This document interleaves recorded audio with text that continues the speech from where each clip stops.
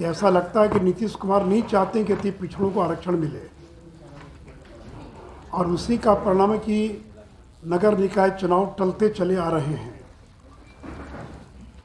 28 तारीख को supreme court का एक आदेश आया है।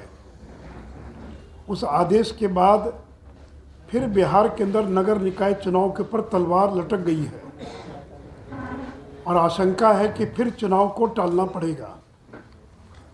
ये जस्टिस सूर्यकांत और जस्टिस जेके महेश्वरी, इन दो जजों की पीठ थी जिसने 28/11/2022 को जो आदेश दिया है, वो आदेश ये दिया है कि जो पिछड़ा वर्ग आयोग, मैं पढ़ देता हूँ, meanwhile the economically backward class commission be not notified as a dedicated commission.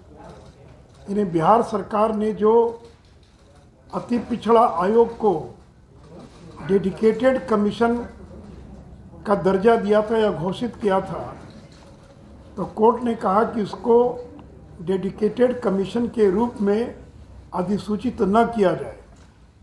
तो सुप्रीम कोर्ट के इस हालिया निर्णय से फिर एक बार बिहार के अंदर नगर निकाय चुनाव के टलने का खतरा पैदा हो गया है।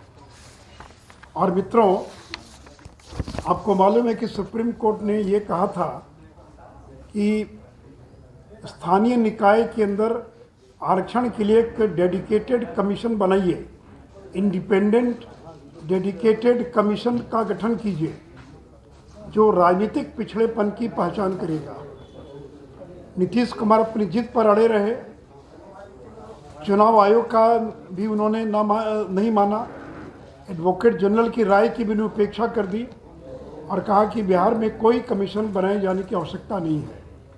और अंत में पटना हाई कोर्ट में उनको झुकना पड़ा और उनको अपना पिटीशन वापस लेना पड़ा और डेडिकेटेड कमीशन बनाने का उन्होंने कोर्ट को आश्वासन दिया।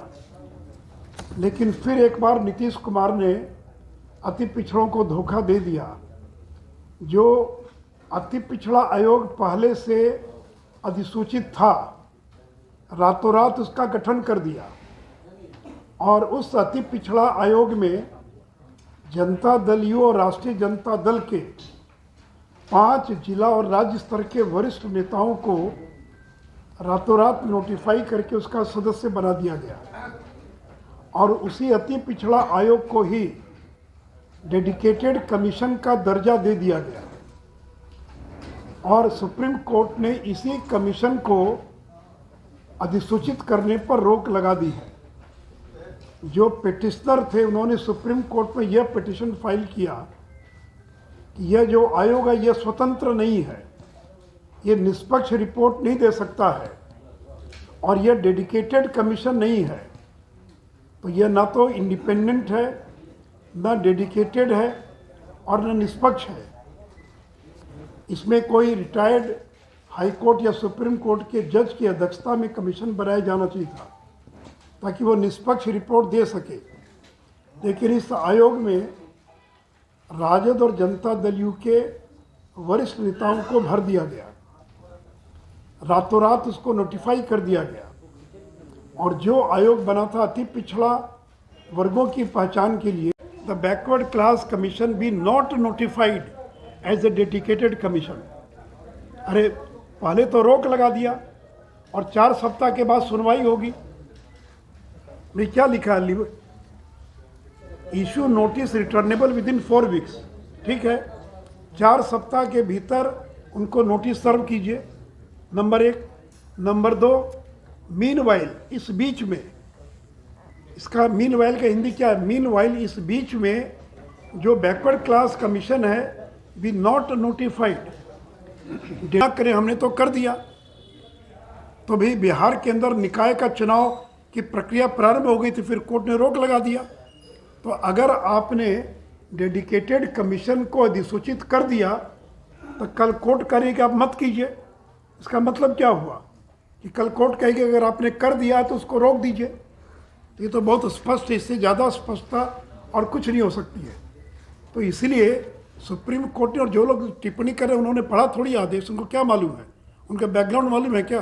वो तो पॉलिटिकल कोई बयानबाजी कर दिया। मैं तो कागज़ के आधार पर आपसे बात कर रहा हूँ, तो आप ही पढ़कर बताइए हमको, जो लोग यहाँ पत्रकार बैठे हैं, कि इसका अर्थ क्या है, इसका मतलब क्या है। तो बड़ा स्पष्ट आदेश है कि जो आपने डेडिकेटेड कमीशन बनाया है बैकवर्ड क्लास कमीशन को, उसको आप अधिसूचित न करें। अगर आपने कर दिया है तो आप उसको वापस लें, यही ना उसका मतलब है।